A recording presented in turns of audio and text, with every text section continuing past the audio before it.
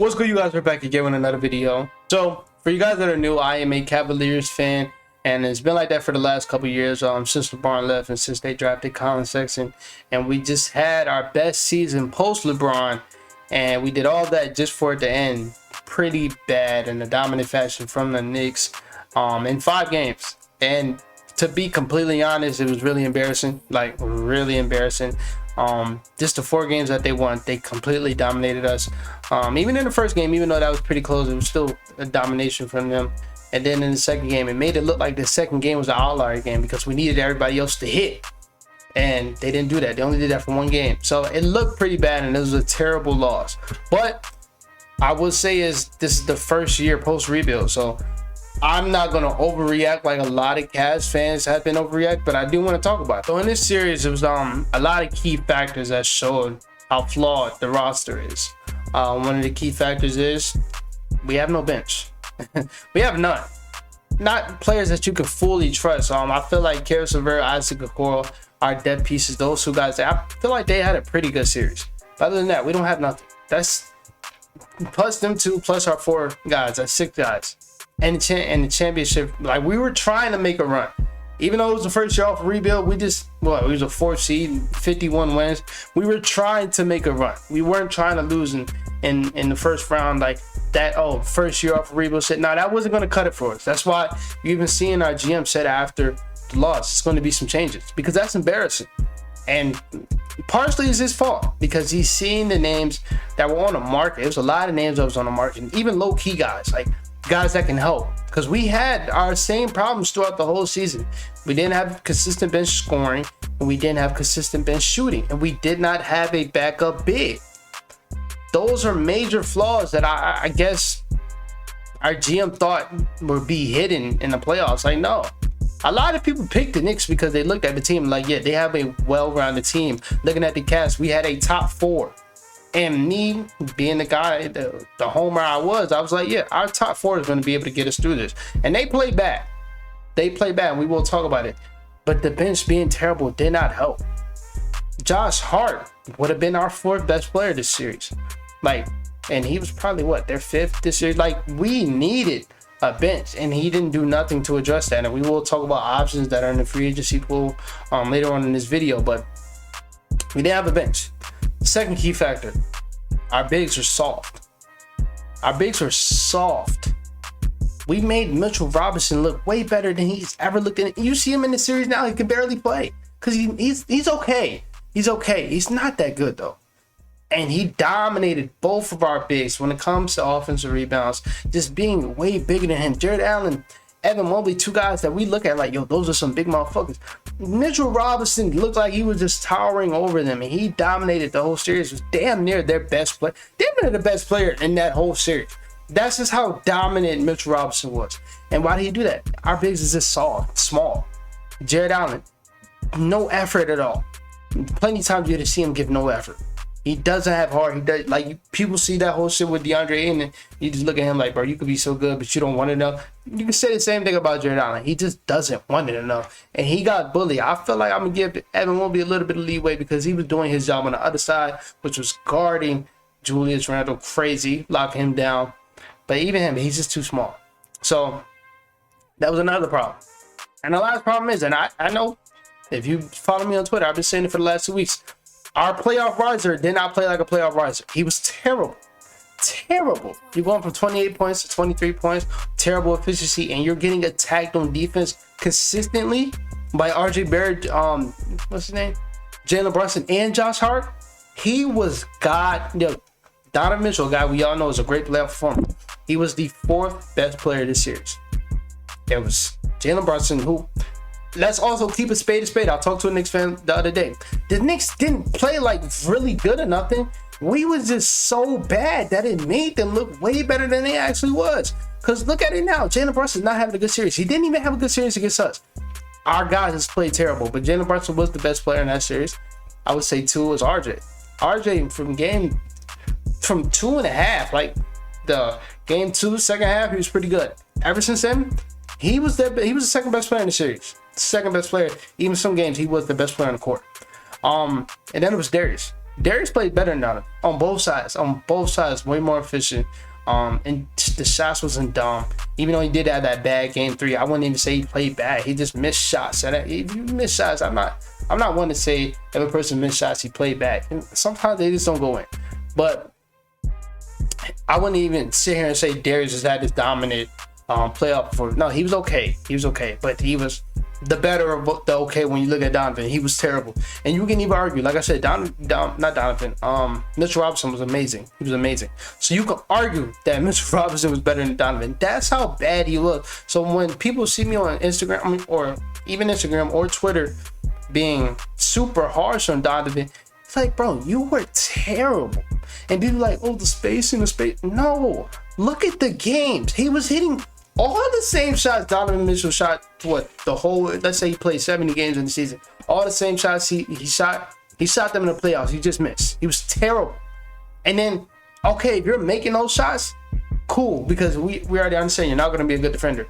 But when you're missing those shots and you're getting attacked by literally everybody on the fucking court, I'm going to criticize you. Like, I'm going to do that because he was just that bad. It's like, bro, motherfucker, you told me a lie. Like, I thought we was going to be able to get through this series. I didn't think Jalen Brunson was going to outplay him again, but he didn't. And even Jalen Brunson will tell you he didn't have the best playoff series. It's just, bro, Donovan Mitchell could not fuck with him. They were having halves, and I mean like halves, where they were only attacking Donovan Mitchell, and it was working every time. Shit like that. They had a dominant series, and he was a main part of that. But it's not what you really do, bro. I'm not even gonna blame it on the coach because I felt like, bro, we didn't have a good roster in the first place. Only thing I would blame is you kind of gave up on Isaac. Like, when Isaac was guarding Jalen Brunson, he wasn't on shit at all. He wasn't on nothing. And even in the whole series, he was not really on nothing. They beat us as a team. But when Isaac was there, he was hitting some of his threes. After game 1, he had a bad game 1. I think he missed like 2 threes in the first 2 minutes in game 2. But after that, he was shooting 40% from 3. And 3%. And he's playing really good defense. But you just, like, shunned him. Didn't play him. Didn't trust in him. Y'all wanted him to be a 3-and-D wing. I felt like he made the improvements this year. You know, I used to not hate him, but I used to be on Isaac core ass. Now I'm back. And I'm like, you know, he made improvements if I'm doing this.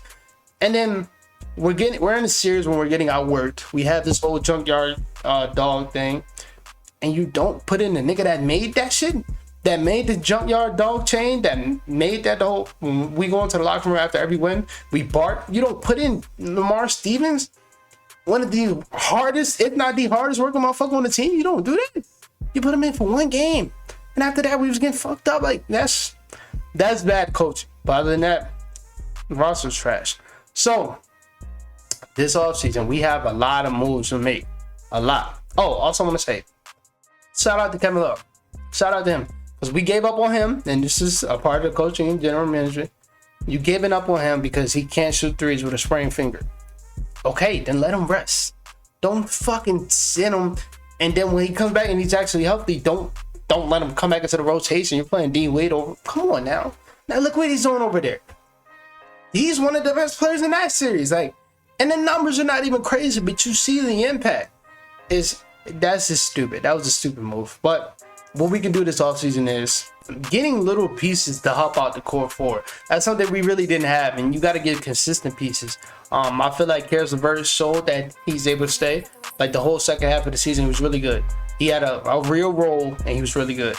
I think Isaac should stay, but we should also go out there and just get the guys, get the shooters, because that's what we need. We need spacing. I feel like Cam Johnson is going to cost too much, but that's the guy I would love. Bruce Brown, not a little less on the shooting, but he can do it all. Point guard, he can shoot, he can defend. He's only 6'3". I would love Bruce Brown. Guys like Josh Hart might cost too much for him too. Anything you want, Josh Hart will do. Stuff like that. I felt like we should have went after Jake Crowder. Guys like Gary Trent Jr. should be at the top of our list just because he's able to shoot. He's also to defend to a little extent, but he can shoot and defend. Kelly Oubre should be our main target. He just fits everything we want. 3, he can shoot the 3. A body, can play defense. I want to say he's a really good defender, but he can play defense. And then one thing we lacked is especially with Evan Mobley not being his go-to scoring option yet. We lack the guy that can go help us out there and get us a bucket. Kelly Oubre can do that. Kelly Oubre has games where he's dropping off 30 or 40-point games just off of going out there and getting him own self a bucket. We need guys like that. Guys like Torrey Craig would also be decent. Just a veteran guy who can shoot the three and can stick defense. Alec Burks, same thing. Shoot the three, stick defense. He's also a point guard in himself. I feel like Dante might cost too much money, but it's a lot of guys out here. Josh Richardson would be perfect. Max Strus would be perfect. TJ Warren, I want him. He's on the top of the list. I want him too. I see Cam Reddish name right here. Y'all know who I love Cam Reddish. But guys like that, we should get the low-key guys. We don't have to go out there and get the big fish like a fucking Chris Middleton. We don't have the money for that anyway. But a Chris Middleton, Kyle Kuzma, like I said, Cam Johnson might cost too much. But guys like Jay Crowder, Kelly Oubre, Torrey Craig, Josh Richardson, guys that don't cost that much, that should be at the top of our list, and that will just do so much for us, especially guys like Kelly Oubre and Josh Richardson that can also go out there and create for others and create for themselves and also stay pretty good defense. That's just, we need to go out there and get that wing, and I pray we get Kelly Oubre because he just fits so perfectly with us. Other things we do need to get is we need a backup big. I understand what JB was going to do. I mean, what he had to do actually, because we had Rolo as our backup big. He would just stagger Evan Mobley and Jared Allen. But like I said, sometimes the niggas, they get outworked, and getting outworked makes them get tired. And when they're tired, they're not really on nothing. So go out there and get a dirty work guy, a guy I would love to come back because he can't really hurt us like he used to. Andre Drummond. Go out there and get the rebounds. Go on the pick and roll. A guy like Drew Eubanks who can block shots, who can rebound the ball. Guys like that. Even the Chimsy Metu, I would love to take a flyer out on him. But it's some backup bigs out here we can go get it. Jackson Hayes, who, I'm going to be honest, has no value. Has no value. Even though I think he's a really good player, has no value. Go out there and get guys like that. Even I feel like Cody Zeller has kind of brought his career back to life. I would love him. We have enough money to make the little changes. Because Darius is paid, Jared's paid, Karras is damn near paid, Donovan's paid, Isaac's paid for the next 2-3 years. We just gotta pay Evan in a year. We have the money to go out there and sign a dude $15 million. Do that instead of like trying to trade for OG or Mikal. No, bro, no. We don't need big moves. We need the little moves, and then go right back at it next year because. To be honest, this loss was on us. It wasn't. I would put a lot on the GM because he was bad. But even with this team that bad, we could have won this. We should have won this series. I'm sorry. Just with effort and experience, and we run it back again, we will beat this team. Hopefully, hopefully, because Donovan Mitchell was fucking terrible. But like I said for the series, I'm not really one to overreact. I see some people talk about trading Jared Allen. That night we lost, I was with y'all. He had me heated. But nah, we can't do that. But now that I'm here on this topic, I think he's paid what? I think he's getting paid $20 million for like a one-dimensional center. I understand it. As far as trading him for a wing, I'm be honest, I understand it because what is Jared Allen? He's just, no offense, he's gonna block shots, sometimes get rebounds, run the floor, but $20 million for that? You don't really need to pay him that much. We can get a Daniel Gafford guy over here. We'll be fine. I understand it, but I don't want to trade him. But if we do, I would not be mad. Firing JB, what the fuck? What is wrong with y'all? Y'all be so quick to blame the coach. You know who we should fire on the bench though? Fucking Luke Walton. It took me so long to realize why the Cavs were one of these slowest paced teams. Like, bro, it's that motherfucker. Because I know JB is the defensive coach, and I know he's the offensive coach. And it just hit me. I remember he had Buddy Hield and De'Aaron Fox, and it was the slowest paced team in the league. That don't even make sense. So seeing that we have Darius DeGarland, Donovan Mitchell, I'm getting it now. I understand it. We have Luke. Fire him. Don't fire Sidney Lowe. Don't fire JB Bickerstaff. Fire that motherfucker. Because he is the reason why the offense sucked. Shit like that. But hey, like I said, we're fine. What, our oldest guy that really matters is 26. So we will be fine. More videos dropping the rest of this week. Let me know y'all like it, subscribe, share with your friends. I will talk to you guys later. Peace the fuck out.